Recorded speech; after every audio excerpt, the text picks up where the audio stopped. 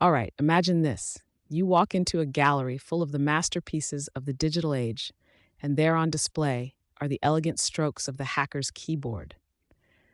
This ain't your vanilla Sunday painter type of hacks we're talking about. This is Hackers and Painters by Paul Graham, the Bob Ross of the programming world. If Bob Ross had a thing for Lisp instead of those happy little trees.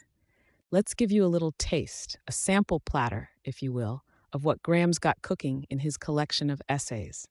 It's a buffet of brainy thoughts on software creation, startup culture, and the sweet, sweet art of innovation. One none, the hacker's work of art. First off, hackers are like your modern day Picassos and Dalis. They ain't just banging out code for the fun of it. These folks are crafting masterpieces out of prosaic zeros and ones. They see patterns, beauty, and solutions where we mortals see a daunting abyss of confusion. So next time you're hitting refresh on your favorite procrastination website, remember, a hacker made that smooth experience possible. It's a digital Sistine Chapel right under your fingertips, folks. To the painter's code. Now, what's this hacker-painter hybrid theory? Simple. Paul says that great software, like great painting, is not so much about following the rules, but about having flair and originality. It's about the creative process, where iteration is key. Ain't no Picasso ever painted a cubist masterpiece on his first try. He had to dab and splatter a bit. Hackers work the same way. Hack, slash, and bang out code until voila! You've got yourself the Mona Lisa of apps. 3. The culture of nerds. If you've ever been called a nerd, welcome to the club. You're in good company.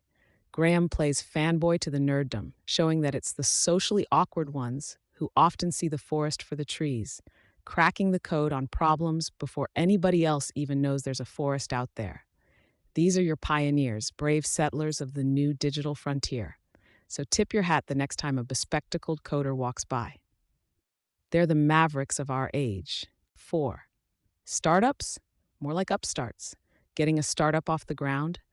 Ooh, buddy, Graham's got the juicy details on this Silicon Valley rodeo. Think less boardroom, more garage band. He grabs that starchy idea of the traditional business and turns it on its head. It's not about being the biggest cheese right out the gate. It's about being the smartest rat in the race. You want lean, mean, and scrappy. Got an idea? Run with it. Fall on your face? Get up, dust off, rinse and repeat. 5. Wealth, what is it good for? Absolutely something. Now, Graham ain't just about the bits and bytes. He's got a thing or two to say about the clink clink, the moolah. Wealth isn't a dirty word in his essays. It's the fuel for the fire, the dough for the pizza of creation. It's not about hoarding cash, but about what you do with your pocket full of dreams. Wealth ain't your ticket to an infinity pool. It's the seed money for your world-changing ideas. 6. How to be Bill Gates. Who doesn't want a slice of that billionaire pie? Graham serves up the recipe. Start young, learn fast, and for Pete's sake, don't follow the herd. Bill Gates didn't become Bill I'm richer than Croesus Gates by playing it safe. The dude jumped headfirst off the beaten path and built his golden empire one bite at a time. Think outside the beige box and maybe, just maybe, you can get a taste of that Gates glory. 7. If you're looking for some controversial talk, here's your T-bone steak. School might not be the end-all be-all. Now calm down. I'm not saying education isn't important, but Graham points out that the real world isn't as structured as your typical high school pop quiz. Creative thinking? Not going to find that in your multiple choice exam. Hackers need the freedom to experiment and innovate, not just swirl around in the fishbowl of academia. 8. Programming languages and the kitchen sink. Ready for a techie deep dive? Graham's wading into the murky waters of programming languages. Some of these languages are like overcooked spaghetti. They'll stick to the wall, but they ain't pretty. Others, they're like a finely tuned recipe handed down from Nana. Graham will tell you, if you want to cook up something delicioso, you gotta choose your ingredients carefully. The right programming language? That's your Sicilian extra virgin olive oil, baby. 9. The real pirates of Silicon Valley? Piracy? Nah, we're not talking scallywags and eye patches. We're rolling up on intellectual property now. Graham's swinging his cutlass at the idea that all IP needs to be kept under lock and key. He says, let those ideas float on the high seas. Let other people tinker with them. After all, the best ideas are like viruses. they spread, mutate, and become stronger. So let them sail. Odds are they'll find exotic ports and come back laden with gold. 10.